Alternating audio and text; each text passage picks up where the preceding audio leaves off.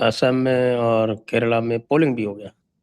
और असम में they have polled at 5 o'clock. The polling was 84.42%, with about 6 districts polling above 90%. और पिछला election में ये जो था ये 82% था।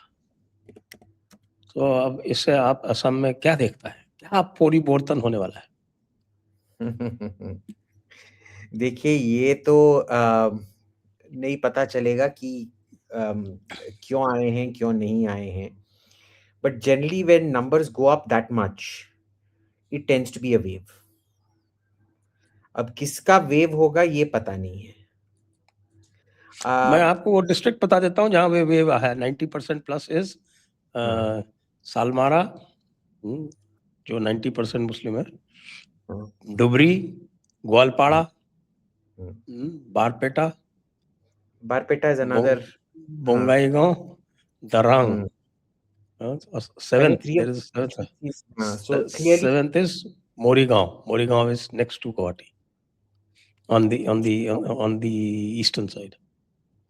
So I know 3 of the constituencies, और ये 3 तो Muslim majority constituencies हैं. Now, I suspect what is happening. I suspect कि ये नॉन असमीज मुस्लिम कंसोलिडेशन हो रहा है। अब समझिए, जो असमीज मुस्लिम हैं वो एसआईआर चाहते हैं। इट इज द, उनका ये क्या था कि ये सब लोग बंगाली हैं, the Assamese don't want Bengalis to उनका स्टेट छीनने के लिए। ठीक है, अब प्रॉब्लम क्या है कि हमको बोलना नामुमकिन है कि कौन आके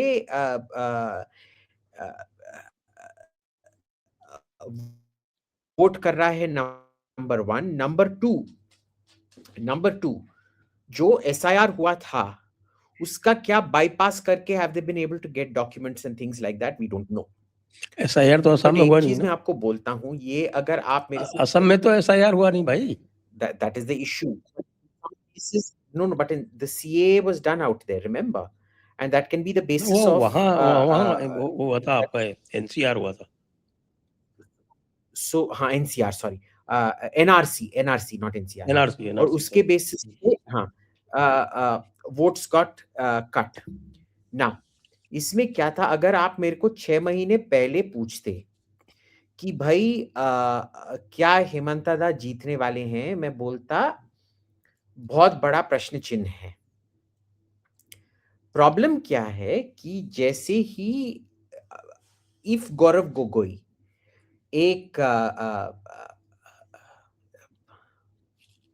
पर्सनल अटैक्स को क्या कहते हैं, व्यक्तिगत, हाँ व्यक्तिगत आक्रमण, हाँ, तो अगर वो व्यक्तिगत आक्रमण ना करते तो शायद जीत पाते, पर उनमें वो डिसिप्लिन है ही नहीं। तो जैसे ही हेमंता दा ने ये सब क्या कहते हैं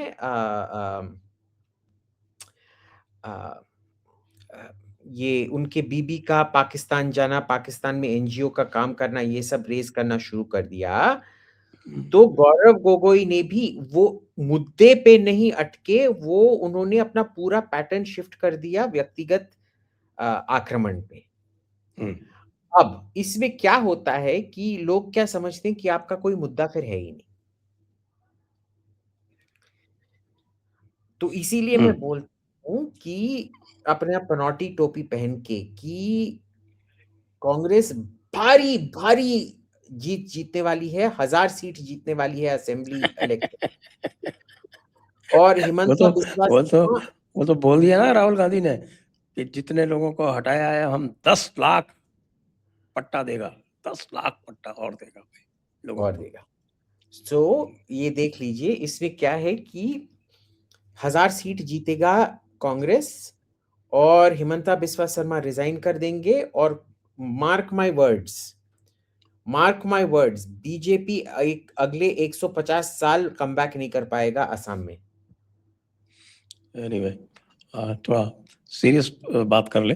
हाँ जी, So I think okay, reduced margin, yes, but BJP victory most likely. Okay, that is Assam. Even Kerala, the polling has gone up by about 2%. तो वहाँ पे हमारे भाई साहब का क्या हाल है, राहुल जी का? क्योंकि lot of polls are indicating कि भाई it's a very tight race. It's a very tight race. अब इधर भी सिनेरियो क्या है मैं बता देता हूँ.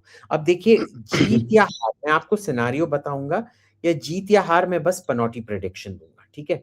क्योंकि इसमें हाँ, क्योंकि it is even when you know the situation on the ground, it is impossible to predict कि एक्चुअल में वोटर निकलेंगे नहीं निकलेंगे, निकले तो क्या निकले करके. निकले तो ना, अब आज 76% हो गई पोलिंग भाई. तो नहीं, कैसे वोट करेंगे, आई मीन नॉट निकल के कैसे वोट करेंगे. अब देखिए, इसमें एक साफ चीज है कि पिनराई विजयन के खिलाफ काफी एंटी इनकम्बेंसी है. यस,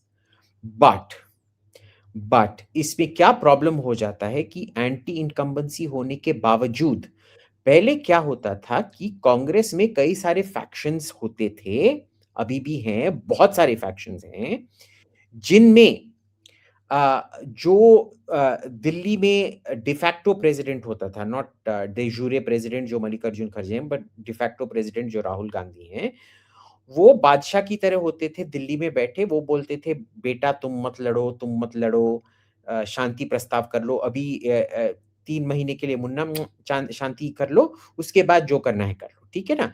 एग्जाम खत्म करके झगड़ लो, पर एग्जाम तक पढ़ाई पे ध्यान दो, दैट टाइप ऑफ थिंग.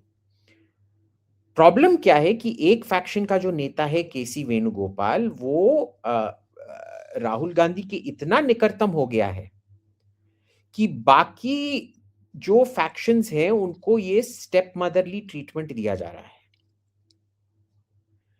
तो क्या हो रहा है कि कांग्रेस लोग ही पार्टी को ग्राउंड लेवल पे साबोटाज कर रहे हैं.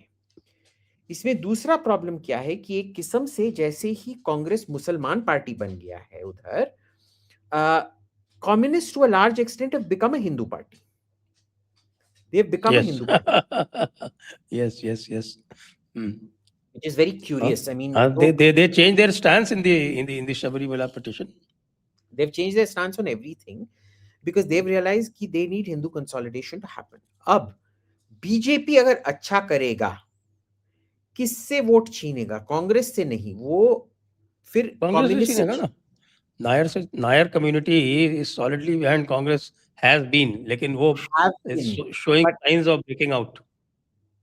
Now the issue there is, वो हमेशा किसके लिए वोट करेंगे? जो वो समझते हैं जीतेंगे करके. अगर कांग्रेस के लिए, Nairs are very smart, they are not ऐसे कि बिना विंड को पड़े कहीं भी वोट शिफ्ट कर देंगे. So the Hindu vote is now split between BJP and communists. Congress में एक होप है कि कांग्रेस खुद कांग्रेस को हरा दे.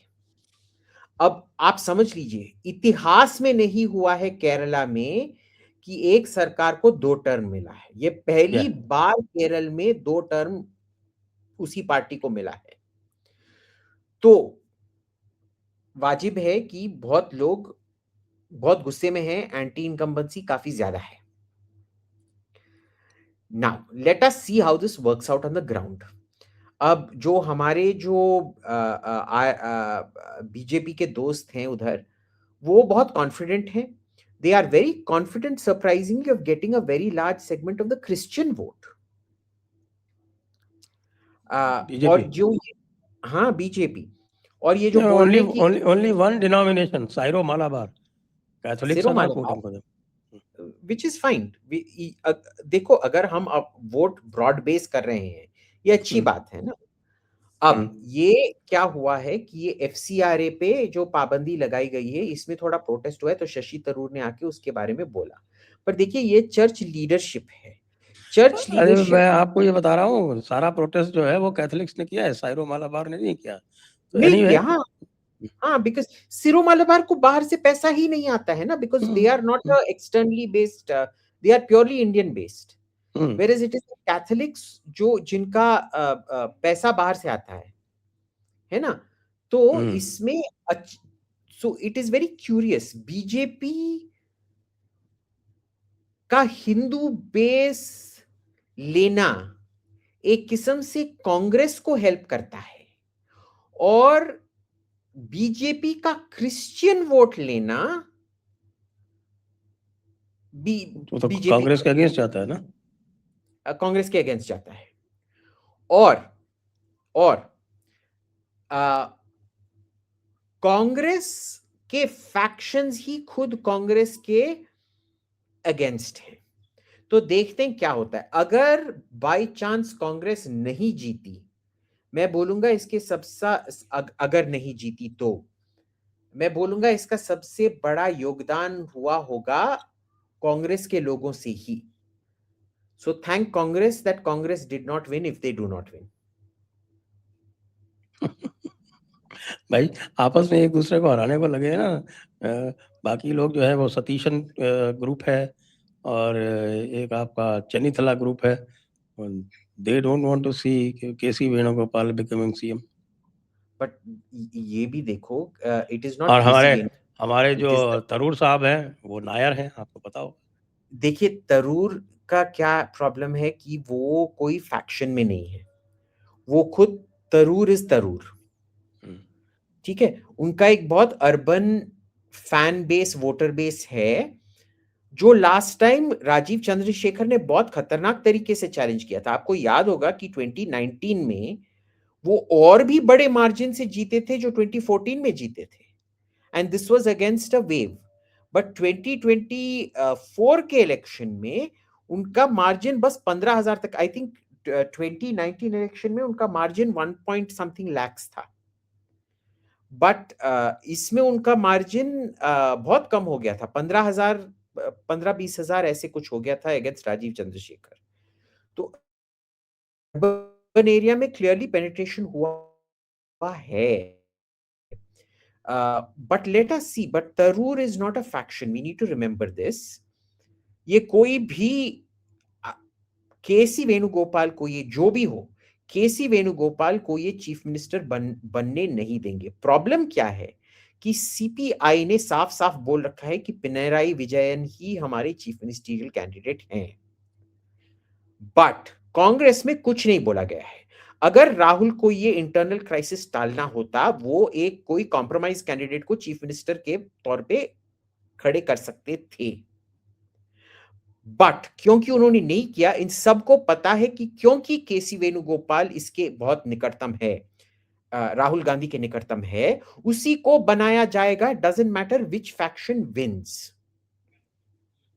आपने देखा था ना पिछली बार कर्नाटका में क्या हुआ था, खानदान का और पार्टी का जो लॉयलिस्ट है वो है डीके शिव कुमार, और राहुल गांधी का पसंदीदा था सिद्धरामैया, इसीलिए सिद्धरामैया को चीफ मिनिस्टर बनाया गया।